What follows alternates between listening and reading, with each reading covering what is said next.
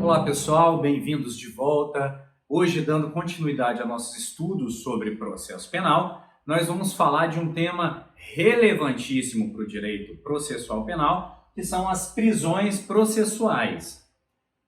Previamente, eu deixo avisado aqui para vocês que essa aula de prisões processuais vai estar dividida em 3 vídeos.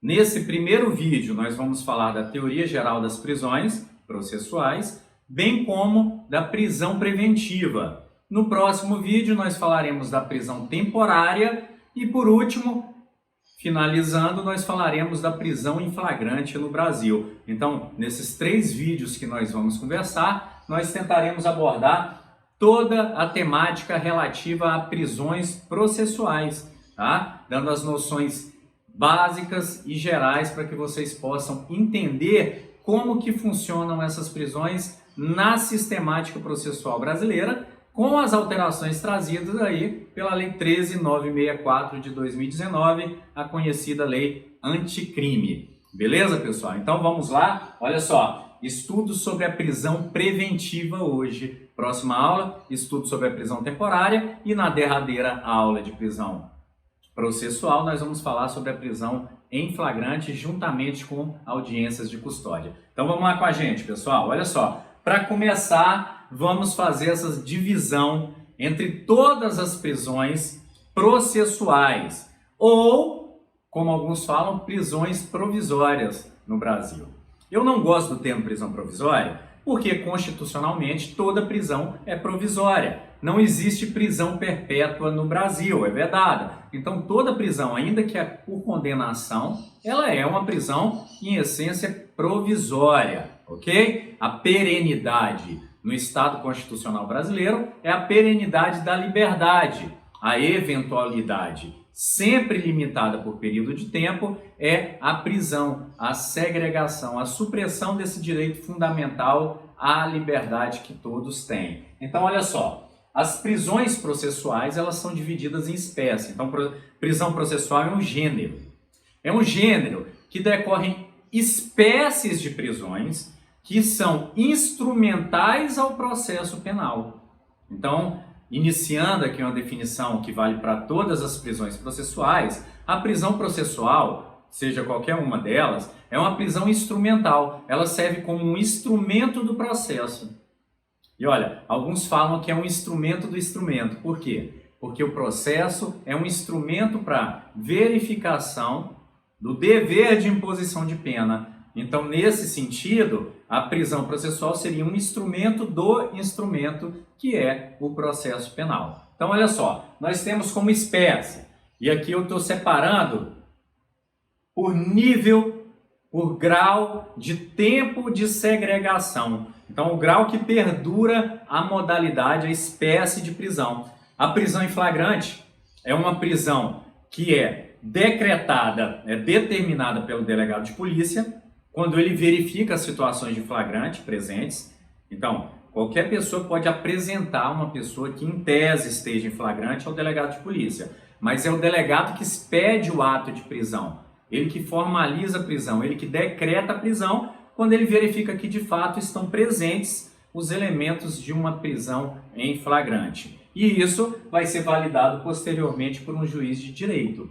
Então a prisão em flagrante, ela persiste, ela perdura em um prazo, processualmente falando, de até 24 horas, que é o prazo para que seja feita a avaliação da prisão pelo juiz de direito, que pode, a depender de um pedido, convertê-la em outro tipo de prisão, tá? Nós vamos ver, por exemplo, pode convertê-la em uma prisão preventiva, como nós vamos ver na sistemática aqui, tá? A segunda modalidade de prisão que nós temos é a prisão temporária. A prisão temporária, ela é determinada pelo juiz de direito, tá? Como é a regra constitucional, é determinada por um juiz de direito e tem duração determinada. Ela tem um tempo previamente determinado, que pode variar entre 5 dias e 60 dias, a depender do crime que esteja sendo investigado, tá? Então, a prisão temporária, ela dura um pouco mais do que a prisão em flagrante e ela só é utilizada no decurso da investigação. Então, a prisão em flagrante, ela precede a investigação, a prisão temporária ocorre no curso da investigação e a prisão preventiva pode ocorrer desde o momento posterior à prisão em flagrante até o trânsito em julgado de sentença condenatória ou de sentença absolutória, tá? Prisão preventiva também é determinada pelo juiz de direito e tem duração indeterminada. E até o advento da Lei 13.964, a prisão preventiva no Brasil, ela sequer necessitava, sequer havia um prazo para reavaliação de sua necessidade. Então, virtualmente, essa prisão poderia perdurar até uma condenação transitada em julgado. E muitas das vezes, ela era utilizada inclusive como uma forma de antecipação de cumprimento de pena. Tá? Então, era utilizada até nesse sentido. Então, a Lei 13.964, agora de 2009, a Lei Anticrime, ela mudou essa situação e exige agora que haja uma reavaliação da necessidade da prisão a cada 90 dias, como nós vamos estudar daqui em diante. Olha, mas isso não significa dizer que ela perdure por 90 dias. Ou que ela não possa ser revogada antes dos 90 dias. Significa que há um marco temporal que exige uma reavaliação se antes ela não tiver sido reavaliada, ok? Então, isso é uma alteração da 13.964. Os limites constitucionais à prisão. Olha só, a nossa Constituição, ela traz alguns limites constitucionais que permitem a supressão da liberdade. Então vejam, como nós estamos falando de um direito, uma garantia fundamental à liberdade, a própria Constituição vai trazer as exceções, as excepcionalizações que ela faz quanto a esse direito à liberdade que assiste a todo mundo. Então olha só, a liberdade pode ser suprimida nos casos de prisão em flagrante, ato do delegado validado pelo juiz de direito posteriormente, por ordem escrita ou fundamentada de juiz. Então, olha só, uma norma de eficácia limitada constitucional, a Constituição não fala os casos, e o Código de Processo Penal vai falar os casos de prisões cautelares, e as leis processuais extravagantes também, tá? Prisão por transgressão disciplinar e crime militar próprio também, e isso vai ser regulamentado pela legislação militar e não pelo Código de Processo Penal, e a prisão em razão do trânsito em julgado de sentença condenatória. Então vejam só, para prisão em razão da condenação, há um marco temporal definido pela Constituição, que é o trânsito em julgado de sentença condenatória. E o Supremo, no ano de 2009, reafirmou esse marco temporal como marco possível, único marco possível para que se inicie a prisão por condenação, a execução penal. Beleza? Então, esses aqui são os permissivos constitucionais que são regulamentados aí pelos dispositivos processuais penais, tá? Falando agora especificamente de nossa prisão preventiva.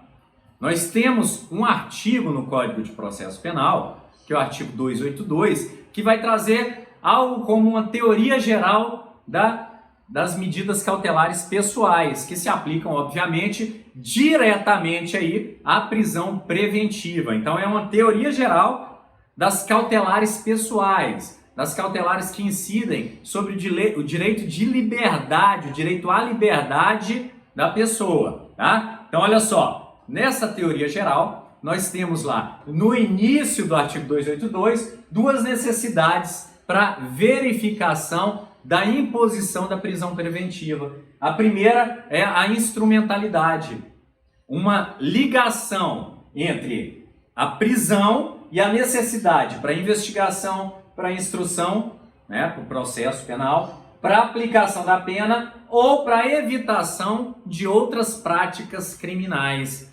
Então, a prisão preventiva só pode ser usada como instrumental. Olha só, instrumento do instrumento, como eu falei, como instrumental da investigação, do processo propriamente dito, da aplicação da pena ou para evitar-se outras práticas penais, tá? Proporcionalidade também, veja só, ela sempre vai ser auferida verificando se a gravidade do crime, as circunstâncias do crime, lá do artigo 59, e condições pessoais do acusado. Então ela busca elementos de ordem objetiva, no crime, os elementos que circundam o crime, e subjetiva no próprio acusado. Isso aqui, gente, é uma decorrência do princípio da individualização da pena, que traz um princípio da individualização da necessidade de segregação. Então vejam só, individualização da necessidade de segregação, ainda que seja uma segregação cautelar, tá? Então, as condições do indivíduo incluem-se aí nos requisitos. Vamos lá. Aspectos gerais também continuam sendo trazidos aí pelo artigo 282. Então, olha só, os casos para decretação da prisão. Primeiro, quando a medida não é urgente. Então, o 282, com a reforma trazida pela 13964, ele dividiu a possibilidade de decretação de uma cautelar pelo juiz em dois casos, quando a medida não é urgente e quando a medida se faz urgente. Quando a medida não é urgente, foi estabelecido pelo 282, com a alteração da 13964, a necessidade de oitiva da parte contrária, a necessidade de estabelecimento de um contraditório para verificação da necessidade da aplicação da prisão preventiva. Então, quando ela não é urgente.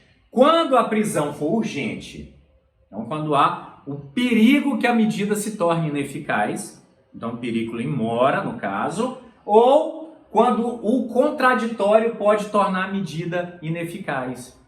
Então vamos dar um exemplo? Então, por exemplo, a polícia descobre em uma investigação que o seu principal suspeito está planejando fugir do país. Então, vejam só, ele está planejando fugir do país. E a polícia ainda não tem certeza da localização desse suspeito. Ele está foragido e não se tem suspeita da localização. Imagine, se o juiz estabelecesse um contraditório, inevitavelmente isso chegaria ao acusado, ao investigado, e ele poderia fugir. Então tem que se mostrar concretamente que a medida é urgente e que o contraditório torna ela ineficaz. Então olha só, a exigência de demonstração concreta, nesse caso que eu citei, os elementos informativos deveriam ser juntados ao pedido de prisão, tá? O perigo in mora, o perigo da demora apresentado, olha, o fulano já conseguiu contratar um avião para levar ele embora, está só esperando o dia mais favorável, e a urgência da medida, que também nesse exemplo que eu dei já está evidente. Então tem que ser com elementos concretos e não suposições, vejam bem. Olha, pode ser que o acusado venha fugir utilizando seu poder econômico e financeiro. Não, pode ser, não é elemento concreto, não é suficiente para fundamentar, olha só, a medida inaudita altera pars. Tá? Então essa é uma medida sem a oitiva da parte contrária, que nós vamos ter um contraditório aí postergado nesse caso. O que mais que nós temos? Possibilidade de decisão de ofício ou a pedido em alguns casos. Então vejam só, antes da lei 13964, havia uma discussão em sede doutrinária acerca da possibilidade ou impossibilidade de que o juiz decretasse de ofício a medida cautelar da prisão preventiva.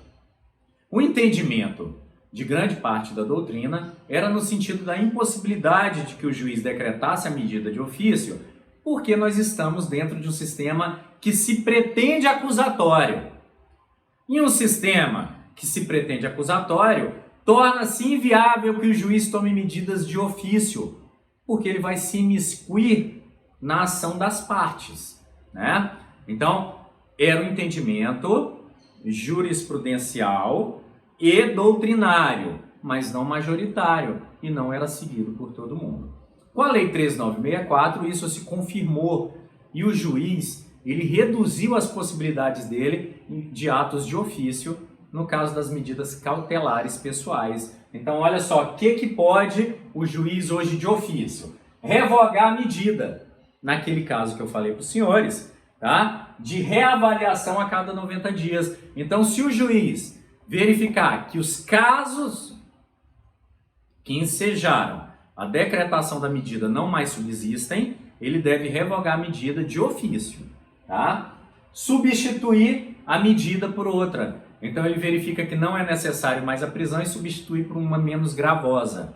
Então também é possível de ofício. Então vejam, é possível de ofício medidas até agora que beneficiem o acusado. E nova decretação da medida. Então olha, nova decretação pressupõe uma decretação anterior.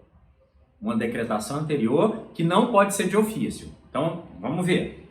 O réu estava preso.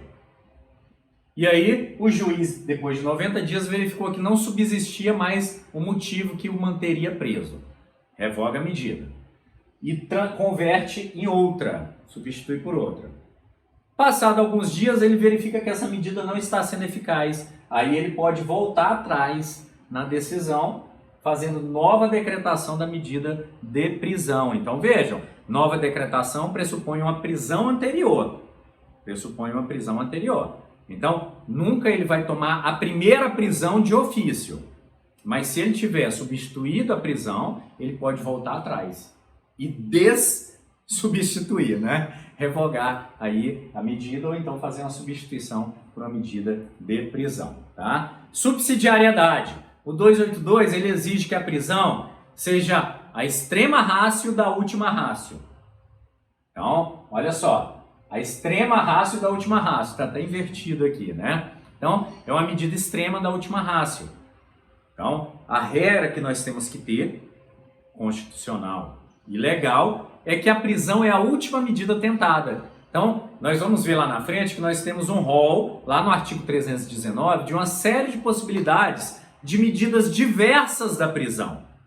E se todas essas se mostrarem concretamente ineficazes, aí nós vamos utilizar a extrema ratio da última ratio, a prisão preventiva. Então, ela é subsidiária às demais, só usada quando não cabíveis as medidas do 319. E olha, o não cabimento das outras medidas tem que ser mostrado concretamente. Tem que se mostrar através de elementos concretos e não suposições ou abstrações que não é possível se atender à necessidade com medidas cautelares diversas da prisão, lá do artigo 319, tá? Justificativa sempre individualizada, claro, não podemos pegar genericamente um grupo de criminosos e utilizar um fundamento para todos, não, é um para cada, exatamente para mostrar a concretude de fatos reais, não abstratos, a necessidade daquela prisão. Vamos ver o momento e os legitimados. Então, a prisão preventiva, ela pode ser utilizada tanto na investigação policial quanto no processo penal propriamente dito. Na investigação policial, nós vamos ter como legitimados o delegado de polícia, tanto da Polícia Civil quanto da Polícia Federal, ou o Ministério Público. Tá? Somente os dois podem pedir na fase da investigação criminal. O juiz de ofício, de forma nenhuma, foi absolutamente excluído na 13964 a possibilidade do juiz decretar de ofício. Passada a fase da investigação, após a denúncia, nós temos o processo penal e aí pode ser a requerimento do Ministério Público ou por petição do querelante ou do assistente de acusação. O juiz continua não podendo de ofício. Lembrando, o único caso que o juiz pode decretar a prisão de ofício é quando ele anteriormente a substituiu por outra medida. Liberdade, confiança, por exemplo, ou qualquer outra medida do 319. De nenhuma outra forma, o juiz pode decretá-la de ofício. Beleza, pessoal? Requisitos da decretação. Então, nós vamos ter alguns requisitos que devem estar agregados para que essa decretação da prisão preventiva seja válida. O primeiro deles é o fumus comissi delicti. O fumus comissi delicti é a fumaça do cometimento de um crime. Algumas pessoas insistem em utilizar a nomenclatura do processo civil para o processo penal, né? Fumus boni iuris. Gente, não há fumus boni iuris, não há fumaça do bom direito no cometimento de um crime. O que há é a fumaça do cometimento de um crime, tá bom? Fumaça do cometimento do crime significa exatamente os indícios de autoria, olha só, fumaça, indícios de autoria e a certeza que um crime aconteceu. Então, olha só, não são os indícios que vão levar à conclusão do inquérito policial. São os indícios suficientes, presta atenção, são os indícios suficientes comprovados nos autos por elementos concretos que mostram para o juiz a probabilidade de que a pessoa, em face de quem está se pedindo a prisão, tenha cometido aquele crime. Então, olha só, indícios razoáveis. Então, o delegado pode pedir isso, tá? E depois tem indícios mais fortes que vão levá-lo à conclusão do inquérito policial. Então, fumus comissi delicti. É o primeiro requisito. Esse é um requisito que tem que ser demonstrado objetivamente no momento do pedido, tá? Então, fumus comissi delicti. Segundo requisito aqui, nós temos o periculum libertatis. O perigo da pessoa ficar solta. O perigo concreto de que a pessoa, contra quem esteja se pedindo, em face de quem esteja se pedindo a prisão, tenha de ficar solta. E aí nós temos trazido no 312 quais que são esses requisitos. Então, olha só, o primeiro, para garantia da ordem pública. E olha, esse requisito ele não é instrumental ao processo em si. Ele é instrumental a elementos externos do processo. O risco aqui é que o acusado venha a continuar praticando delitos estando fora da prisão. Então, vou dar um exemplo aqui. O traficante de drogas, elementos concretos mostrem que ele, solto, vai continuar comandando uma determinada boca de fumo, continuar entregando drogas. Então, se eu conseguir provar que haverá reiteração criminosa, ou até que, o acusado foi preso semana passada, colocado em liberdade e já voltou a traficar. Então, um elemento concreto, contemporâneo e atual que demonstra de forma inequívoca que há a reiteração de conduta delituosa. Tá? Mostra o menoscabo pela justiça criminal. Ainda que ele já esteja sendo investigado, foi posto em liberdade e continuou a praticar condutas delituosas. E é interessante, gente, que por si só, a demonstração que o réu, posto em liberdade, com outras medidas do 319, continua a cometer crime, demonstra de forma concreta que as outras medidas não são suficientes. E aí vai se aplicar o requisito da garantia da ordem pública.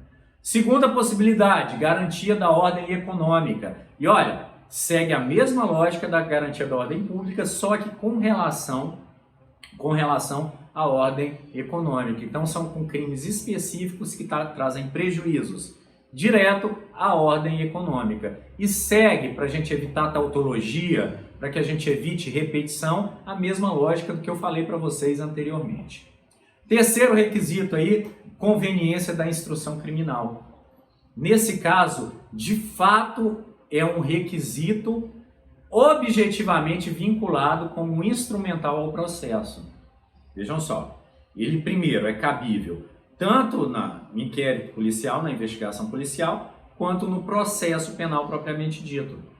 E ele diz respeito ao acusado que esteja trazendo prejuízos à reunião de elementos informativos probatórios no inquérito ou à coleta de provas na instrução criminal. Então, diversos exemplos podem ser citados. Um acusado que está buscando forjar ou sumir com provas que vão ser utilizadas, coagir testemunhas, influenciar de qualquer forma no curso do processo. Então, essa é instrumental ao processo, tem que ser comprovada também com elementos contemporâneos e atuais para que seja decretada, tá? Instrumental ao processo. O quarto caso aí, assegurar a aplicação da lei penal, são os casos em que elementos concretos mostram um risco de fuga. Então, uma pessoa que percebe que vai ser condenada por um crime e já quer fugir para evitar a lei da aplicação penal em face de si mesma. Tá? Então, nesse caso, comprovado com elementos concretos esse risco de inaplicabilidade da lei penal por fuga, será decretada também a prisão. Olha, acabou aqui? Não.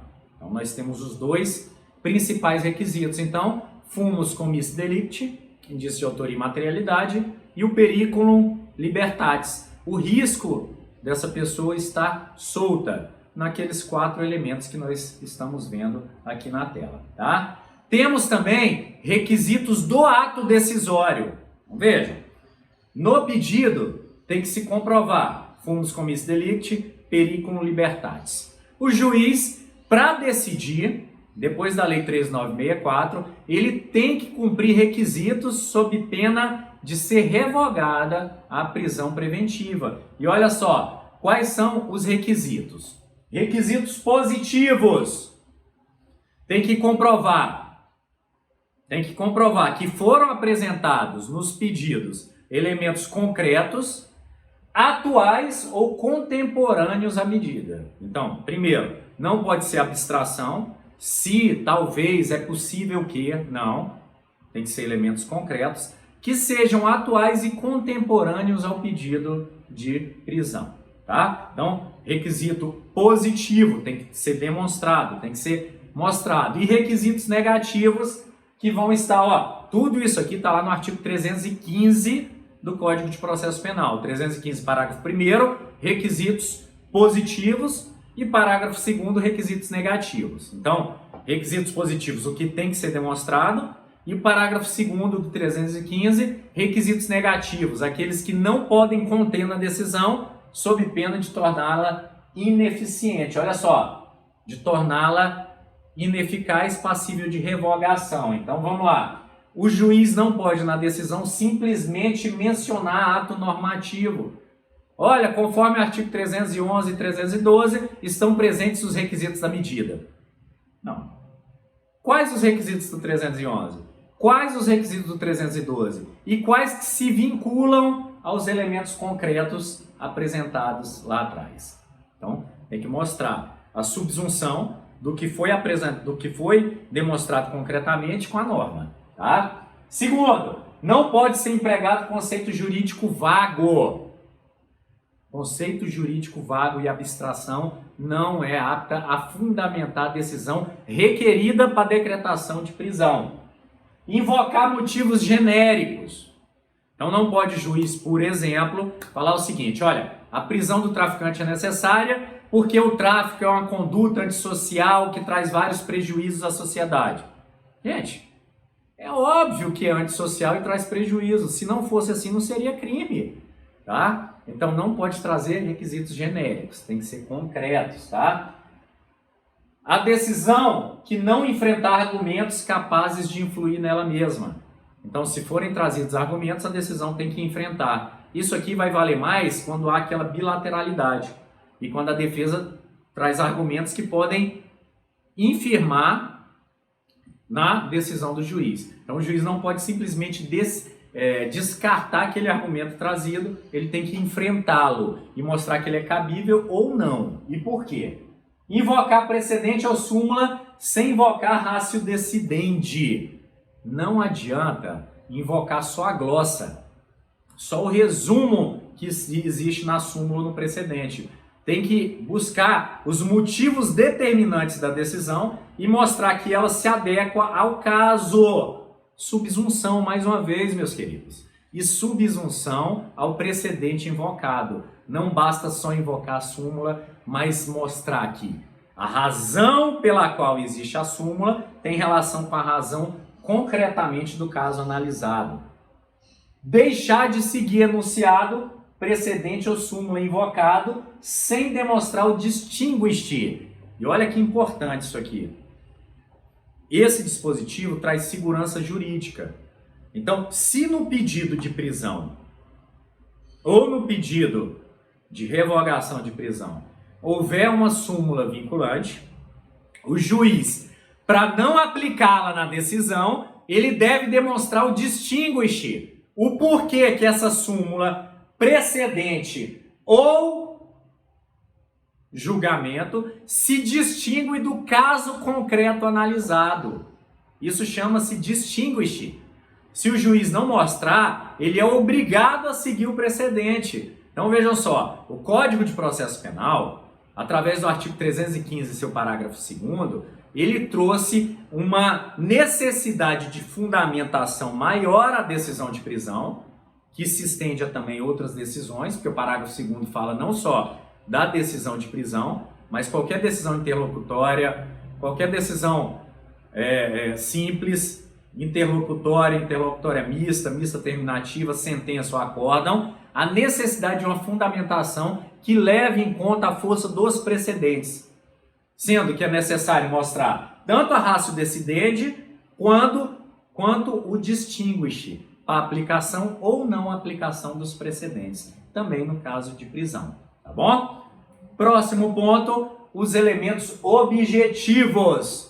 Então, aqueles são os elementos subjetivos com relação à decisão do julgador, e aqui são os elementos objetivos com relação ao crime para prisão. Então, olha, nós estamos gradualmente trazendo uma série de elementos que demonstram que a prisão preventiva, ela carece de uma decisão, e não só uma decisão com fundamentos abstratos, mas a fundamentos concretos. E olha o que mais que nós temos de elementos aqui. A prisão só é possível para crime doloso com pena superior a 4 anos. Só para crime doloso com pena superior a 4 anos. Se o réu também, além disso, ela pode ser decretada se o réu for reincidente, dentro do período depurador.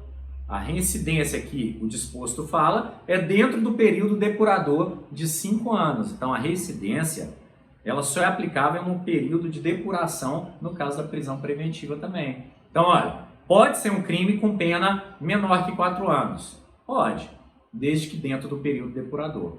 Mas aqui eu faço uma ressalva aos senhores. Entendo eu que aplicar a prisão preventiva a um crime abaixo de 4 anos só em casos excepcionalíssimos. Por quê? Porque ainda que a pessoa seja condenada à pena máxima de um crime punido com 4 anos, esse acusado vai ter no máximo, um regime semiaberto. Não vai ter um regime fechado. Então, olha só, até 4 anos o regime natural é o regime aberto. Se reincidente, semiaberto. Então não tem lógica aplicar instrumentalmente a prisão preventiva, que equipara-se ao regime fechado, para alguém que, sendo condenado, vai ficar no máximo em um regime semiaberto.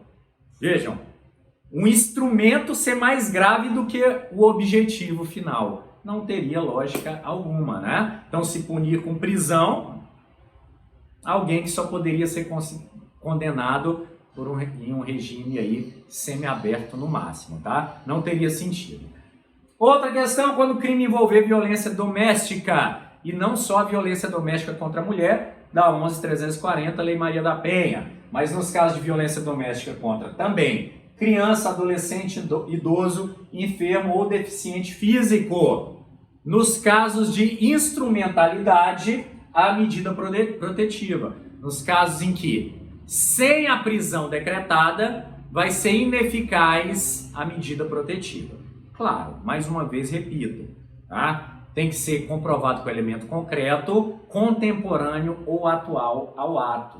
E por último aqui, dúvida sobre a identidade civil. Então, no caso de dúvida sobre a identidade civil, também é possível. Logo que essa dúvida cessar, vai ser posto em liberdade, tá? Veda-se, pessoal, a utilização da prisão preventiva como antecipação da pena. Então, não é possível utilizar a prisão preventiva como antecipação de pena. Cuidado com esse argumento, tá? Outras questões aí sobre a prisão preventiva.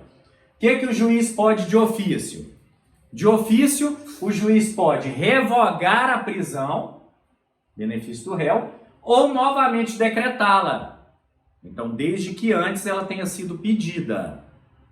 e ele tenha substituído por diversa, mostrando-se ineficiente, ele novamente decreta a prisão.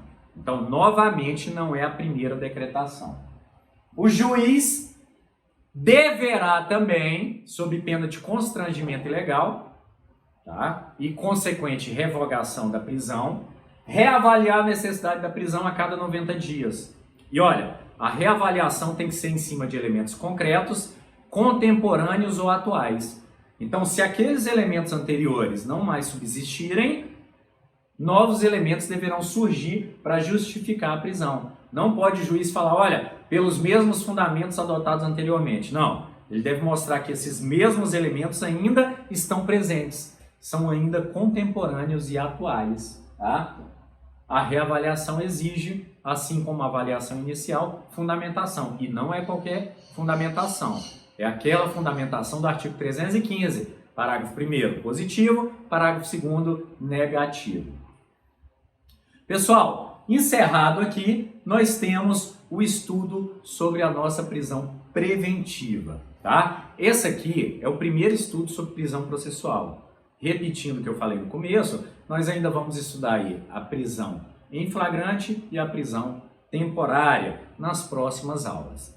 Tá combinado? Então, olha só, aqui nós temos o fundamento básico. Para complementar o estudo, eu peço que vocês acompanhem o material de sala, a apostila de vocês, façam uma leitura, porque lá nós vamos ter um pouco de jurisprudência, um pouco do que se alterou, mais especificamente um quadro comparativo antes da Lei 13.964 e depois da Lei 13.964, tá? E vocês podem adensar mais no assunto. Então, vídeo aula aqui, livro na casa de vocês para adensamento. E olha, hoje à noite nós temos uma live em que nós vamos tirar dúvida e conversar um pouco sobre os assuntos que nós tivemos nas últimas aulas. Um abração a todos, fiquem com Deus. Lembrando sempre, nesse período aí, lavem bem as mãos, só saiam quando necessário. Nunca é demais ressaltar. Beleza, pessoal? Um abraço, fiquem com Deus.